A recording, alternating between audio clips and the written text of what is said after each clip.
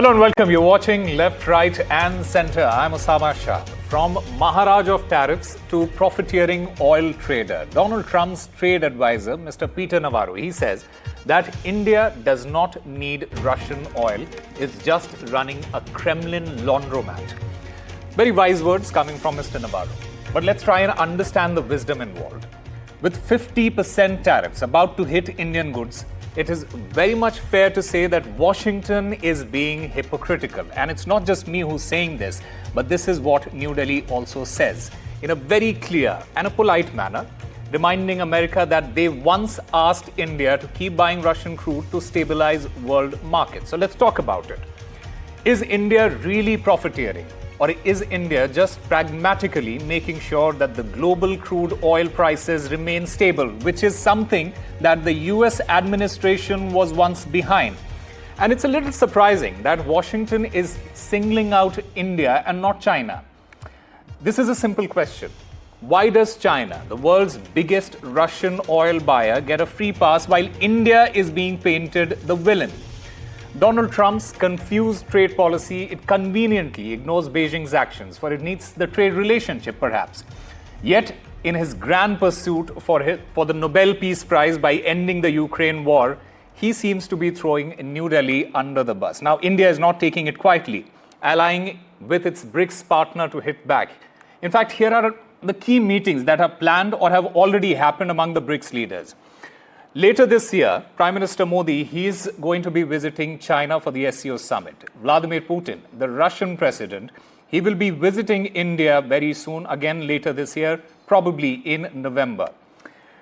Dr. Jaishankar, the External Affairs Minister, he has already met Mr. Putin in Moscow. Prime Minister has already spoken to Vladimir Putin. The Chinese Foreign Minister Wang Yi was in India. NSA Ajit Doval, he was in Russia. He met the Russian president. In fact, Mr. Lula da Silva, he dialed Prime Minister Modi.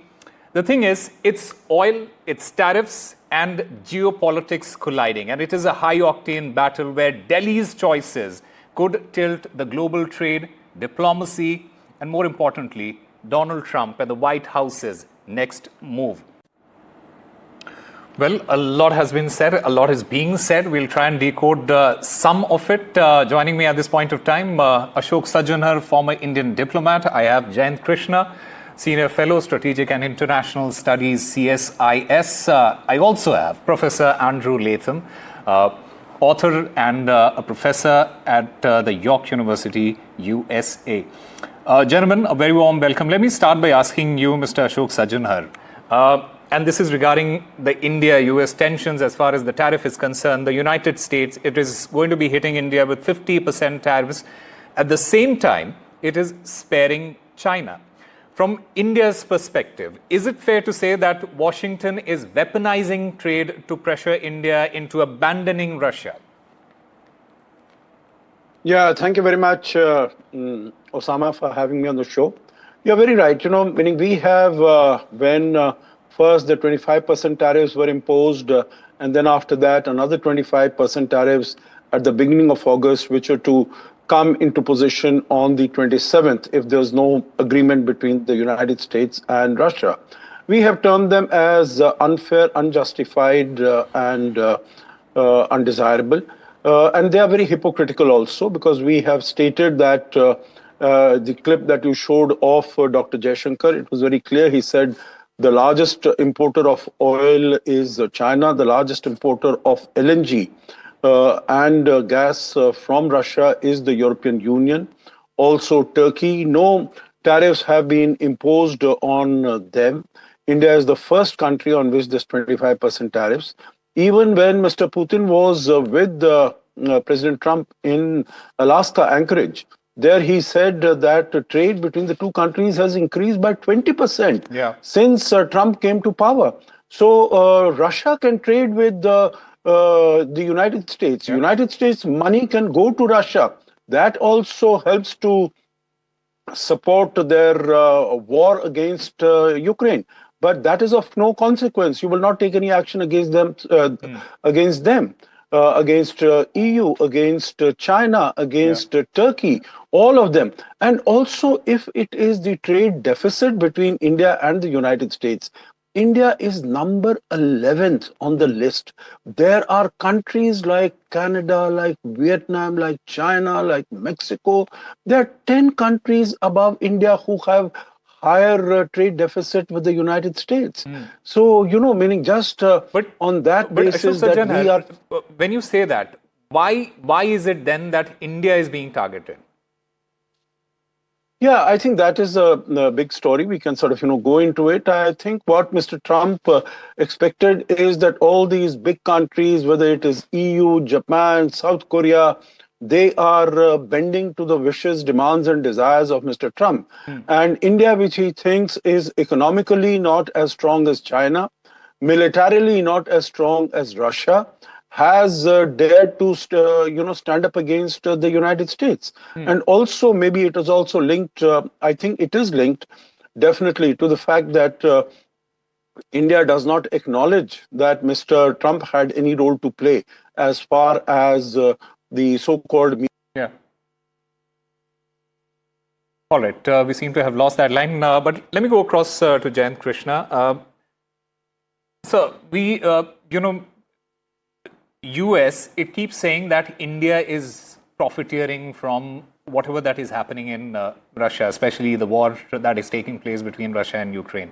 Is India really profiteering? Is what I want to understand, because India, it is just pragmatically making sure that the global crude prices, oil prices, are stable, and that is again something that the India has reiterated, that this is something that the United States administration has asked us to do. See, very, very clearly, President Trump doesn't seem to understand the basics of international trade.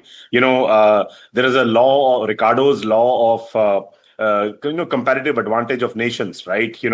If India has invested heavily in refining facilities, right, oil refining, and if it is the second largest importer of crude oil from Russia after China, and it puts that crude oil to use, refines it, and sells it in value-added products, right? That's the basic of any international trade, right? You import from somewhere, you value add, and sell it to other countries, right? So why should India be, singled out, right? It's very, very unfortunate, So I think just because the investments we have made in oil refining and ability to sell it to the value-added products to different other countries, we are making profit.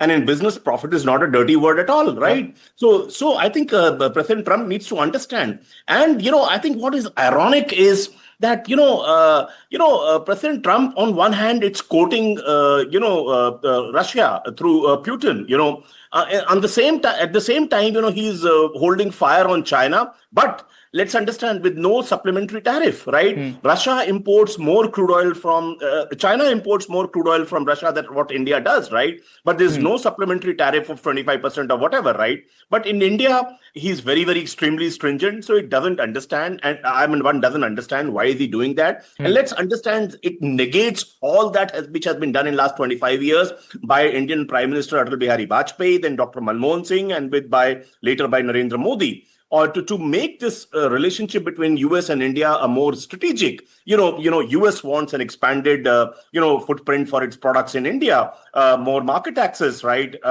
US wants India to develop as an alternate to China in terms of supply chains, manufacturing supply chains, right? Indian diaspora is second to none. It's so strong in the US, and India is best placed to address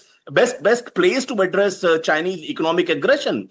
Despite that, if he wants to belittle this bilateral, the bilateral relationship, which is more strategic than operational and than tactical, I think there have to be better negotiators and economists on the US side to take over the negotiation process and look at it. And what is that he calls India as a tariff king? It is absurd. If you look at the weighted average of all products that US exports to India and India imports, the weighted average tariff is just about 4.6% of all products put together. So how do we become the tariff king? Just because we want to protect our farmers, small and marginal farmers, and dairy entrepreneurs. It doesn't make us a tariff king at all, So it is defying all laws of negotiation and of international diplomacy what we have been seeing in the last few days, few weeks. And it is quite simple, gentlemen, because that by having this relationship with Moscow, India is simply safeguarding its national interest. It is not risking being seen as bankrolling Russia's war. Professor Andrew Latham, how does one make make Donald Trump understand this? Well, Donald Trump, we could talk about this at the level of diplomacy. Does he understand this in the first place? No, that's where I was going with this. He understands some things. The rules-based international order is falling apart. It's being dismantled, in fact, not just by him, but by others.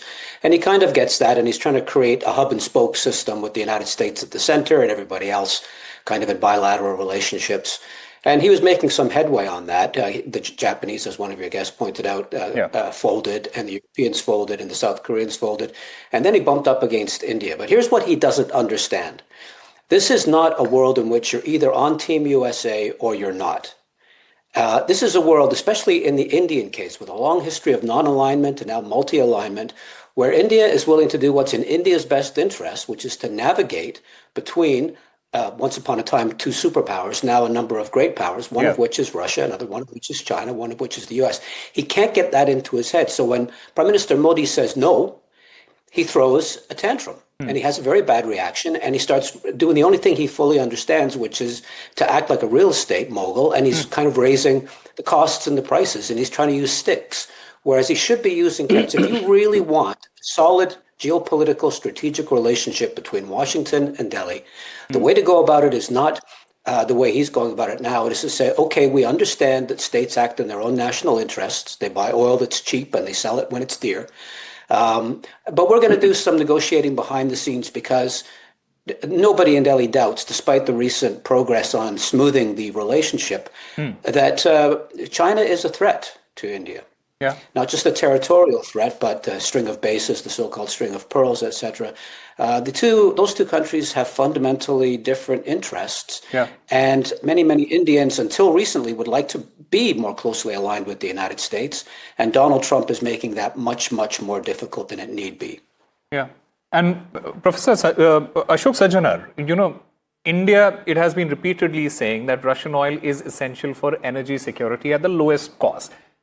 I want to understand, how crucial is this for protecting India's own growth story? Because as Jayant Krishna also mentioned, that, and Professor Latham also mentioned, that we are living in such a volatile world, it's such a polarized world, that looking after our own interest should not be seen in the bad light. So how crucial is this for protecting India's growth story?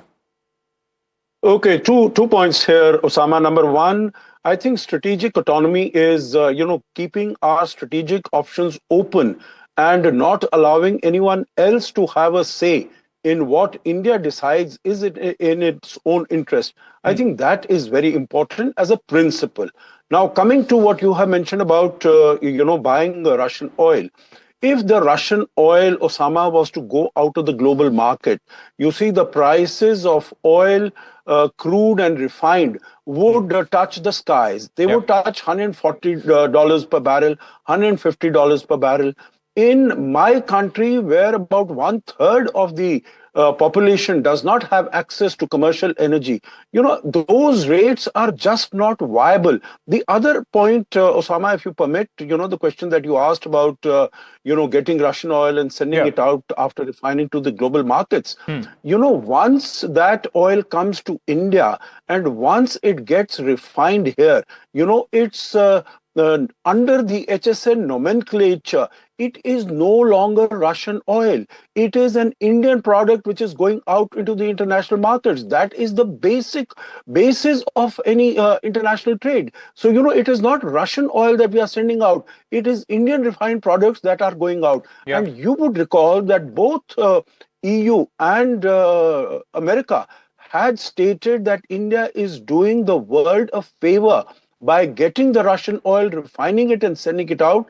Otherwise, even for the EU countries, the prices of energy have gone up after the Russia-Ukraine conflict, they would go even higher.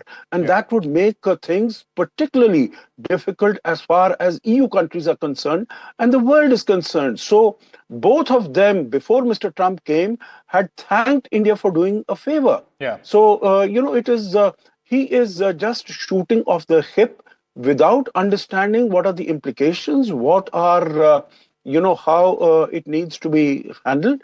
Yeah. And I think a cooler sense needs to prevail, saner sense needs to prevail in the United States as far as negotiations are concerned, as Mr. Absolutely. Jayan Krishna has said, and then only we can come to some sort of, it's not like what Mr. Marco Rubio says that Absolutely, sir. China is being, very philanthropic, and Scott Beeson says... The only thing that I can, sir, the only thing that I can say at this point of time, that it all boils down to this: cheap oil, costly tariffs, and a geopolitical balancing act that could redefine India's place in the world.